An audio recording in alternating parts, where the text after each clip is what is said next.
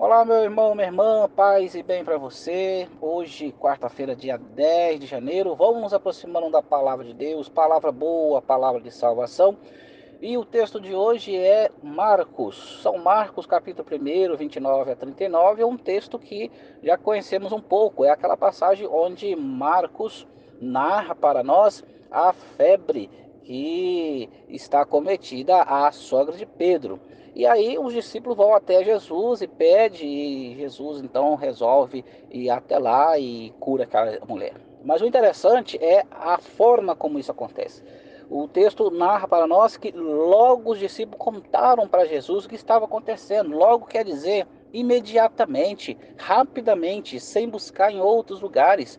Aliás, é até bom lembrar porque nós, enquanto cristãos e cristãs, nós não temos que buscar em outros lugares aquilo que nós não iremos achar, que é a salvação, que é a força para a nossa vida, que é o consolo espiritual, que é o alimento espiritual.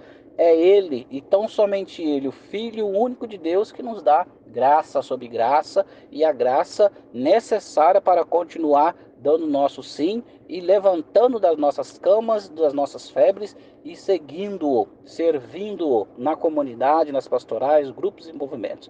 E aí o texto diz que a sogra de Pedro ficou curada e começou a servi-los. E aí o texto dá um outro passo, né? Depois do pôr do sol, né? Levaram todos os doentes e possuídos pelo demônio até Jesus.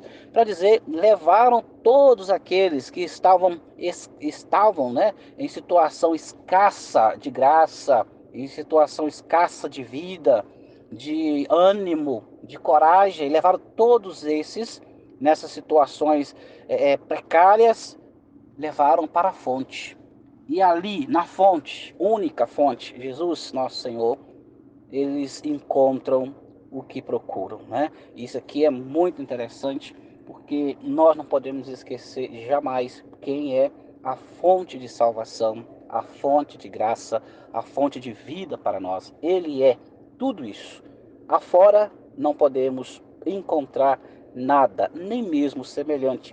E aí o Evangelho continua dando um outro passo interessante, que diz que Jesus de madrugada, ele saiu, quando estava escuro ainda. Jesus se levantou e foi rezar em um lugar deserto. E aí a gente se pergunta, por que diz de madrugada e quando ainda estava escuro, não é? Veja, aqui nós podemos, entre outras, aqui não é uma única, é só uma tentativa da gente ilustrar como que nós podemos nos enriquecer com isso. Para dizer que aquele e aquela que quer estar em comunhão com Deus, veja, Jesus, o desejo dele é fazer a vontade do Pai. Jesus é apaixonado pelo Pai, né?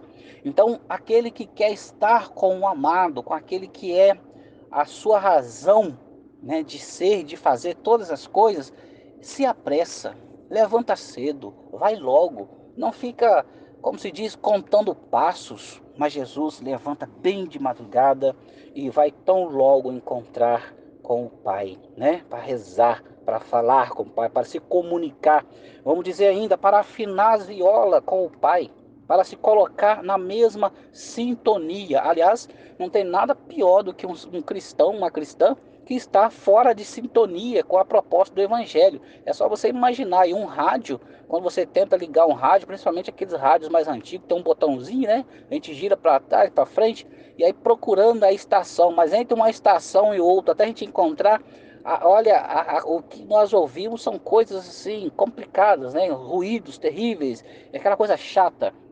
Então também é muito chato quando nós não temos uma sintonia com Deus, porque nós queremos falar de Deus, queremos dar testemunho de Deus, mas nós damos testemunho de algo meio que amorfo, meio que sem forma, um troço assim meio esquisito, né? Então que nós saibamos com o Evangelho e possamos aprender com o Evangelho de hoje a estarmos em sintonia desde cedo, né? Desde cedo na nossa vida, ou seja, desde criancinha, e aí o papel dos pais na catequese, é claro, mas também desde cedo, a cada dia novo que Deus nos concede, estar em sintonia, afinando a viola com Ele, né? E aí o texto, né, vai finalizando. É interessante porque o texto vai dizer que Jesus estava lá rezando, os discípulos vão todos lá e dizem, olha, todos estão te procurando. Vamos dizer na nossa linguagem de hoje, Jesus está ficando famosinho, viu? Está ficando famoso, o povo está gostando. E se fosse na nossa era, né, nesse contexto, Jesus estaria recebendo likes, mais likes, milhões, bilhões de likes, muitos seguidores. E aí os discípulos vão dizer para Jesus: todos estão te procurando, olha, porque o Senhor está bombando na rede, o Senhor está bombando aqui na região, a cidade está todo mundo louca. E aí Jesus respondeu algo que eu tenho quase certeza que muitos daqueles que evangelizam hoje não teriam muita coragem. Vamos a outros lugares. Vamos deixar esse povo aí que está me ovacionando, me aplaudindo, me elogiando. Vamos deixar esse povo aí, porque isso aí já não está doente mais. Eu vim para quem está doente. Eu vim para quem está perdido. Esses aí já, como se já engatilharam, já tá no caminho, né? Então veja, Jesus respondeu: vamos para outros lugares, outras aldeias na redondeza. Devo pregar ali também. Olha que interessante. Olha, que bom que eles me ouviram, que bom que eles estão gostando. Mas eu devo ir lá no outro lado, lá onde o Judas perdeu o primeiro par de botas também. Eu preciso ir lá. Devo ir lá também, pois foi para isso que eu vim. E andava por toda a Galiléia, pregando em suas sinagogas e expulsando os demônios. Eis a missão de Jesus: salvar, curar, expulsar os demônios, revitalizar a vida, trazer de volta para a dinâmica do serviço a Deus e a humanidade, todos e todas que precisam e queiram estar com Ele nessa caminhada. E finalmente fica aqui para nós uma reflexão, né? Será mesmo que nós, enquanto evangelizadores, estamos corajosos o suficiente para ir para outras margens, para ir para outros lugares, deixar o nosso fã-clube? Me admira muito como que tem alguns pregadores e pregadoras, homens e mulheres dentro da nossa igreja, né? Que pregam bem, mas pregam para um grupo que eles escolhem a dedo. E isso não é evangelizar ainda. Isso é criar um clube ao redor de si, usando Jesus como o... Jesus é mais ou menos o rótulo, a propaganda, mas o centro é o meu eu, o meu umbigo. E isso é muito triste.